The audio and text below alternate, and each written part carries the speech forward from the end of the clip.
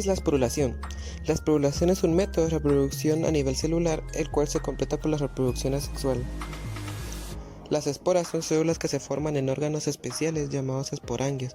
Estas, al ser liberadas, son trasladadas por el viento, el agua o los insectos hasta encontrar el lugar apropiado donde germinar.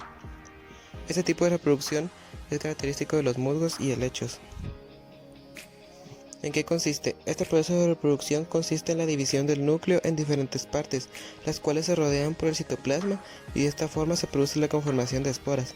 Se produce por medio de mitosporas. La esporulación no es una etapa obligatoria del ciclo de vida de la célula, sino más bien una interrupción. Dichas formas latentes se denominan endosporas, quistes o heterocistos. Se ven principalmente en las cianobacterias dependiendo del método de formación de esporas, el cual difiere entre los diversos grupos de bacterias.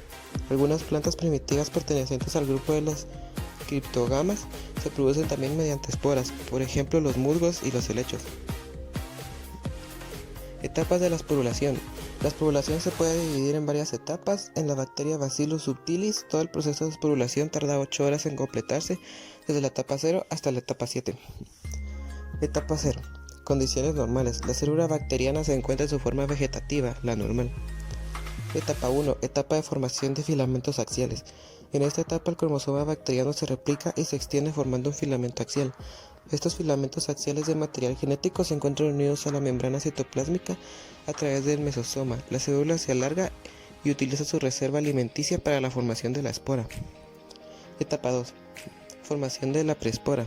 Se produce una división celular asimétrica, se forma un tabique de membrana celular cerca de un extremo que encierra una pequeña porción de ADN, formando así la primera versión de la espora, una especie de preespora. Etapa 3. Envolvimiento de la preespora. La membrana de la célula madre crece alrededor de la preespora, envolviéndola. La espora precoz tiene ahora 2 capas de membrana. Etapa 4. Síntesis de exosporium. El cromosoma de la célula madre se desintegra y comienza la síntesis del exporium.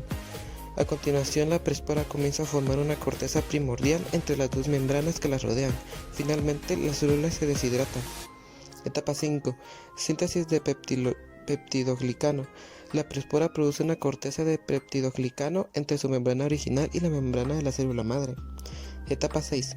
Síntesis de ácidos solubles de la espora. Se sintetiza el ácido dipicolínico, el cual puede incorporar iones de calcio para formar dipicolonato de calcio. Se promueve así la deshidratación adicional del citoplasma y se forma una capa de revestimiento. Etapa 7 y última, lisis celular y liberación de endospora. La espora madre es liberada de la célula madre.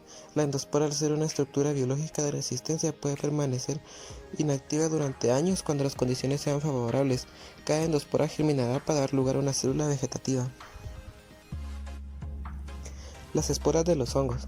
Las esporas de los hongos pueden ser de naturaleza sexual o sexual, funcionando únicamente para tomar nuevos filamentos, por lo tanto son el medio de propagación de estos organismos. Todos los hongos filamentos y la mayoría de las levaduras producen esporas. En las bacterias, la esporulación ocurre cuando las condiciones no son favorables, por ejemplo, escasez de nutrientes, exceso de calor o radiación, cuando hay desecación, etc.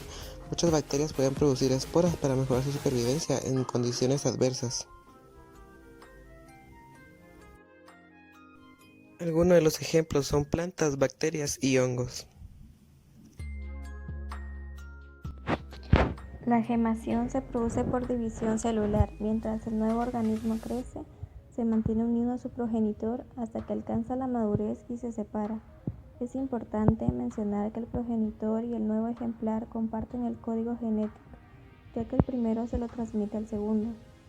Este término de la gemación procede del latín geminus, que se traduce al castellano como gemelo, es decir, una entidad de igual conformación genética, pero de menor tamaño, refiriéndonos a las células, al contrario de los seres humanos, que al nacer gemelos se han formado ambos fetos en el mismo saco amniótico.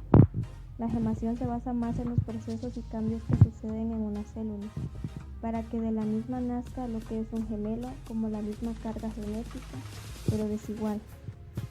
Se considera un tipo de reproducción asexual, se produce en las células y se le considera de esta manera, ya que no hay necesidad de ninguna conexión bioquímica ni sináptica. El progenitor, el cual podría ser cualquier célula, empieza a mutar y transformarse, formándose en el mismo prominencias externas a él, con su misma carga genética progresivamente.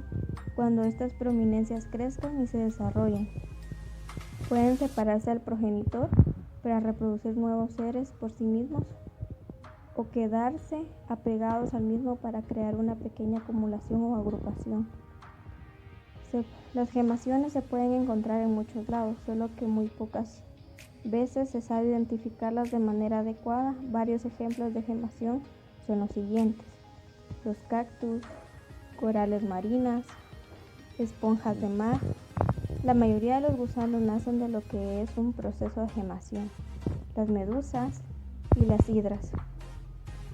La importancia de la gemación, aunque no se le tome en cuenta la mayoría de las veces, es sumamente relevante para lo que es la procreación entre las células. Es una manera muy peculiar en la que éstas se desarrollan, y aunque no nos percatemos de ello, la gemación se encuentra alrededor de nosotros, dando de cierta manera vida a nuestro entorno común.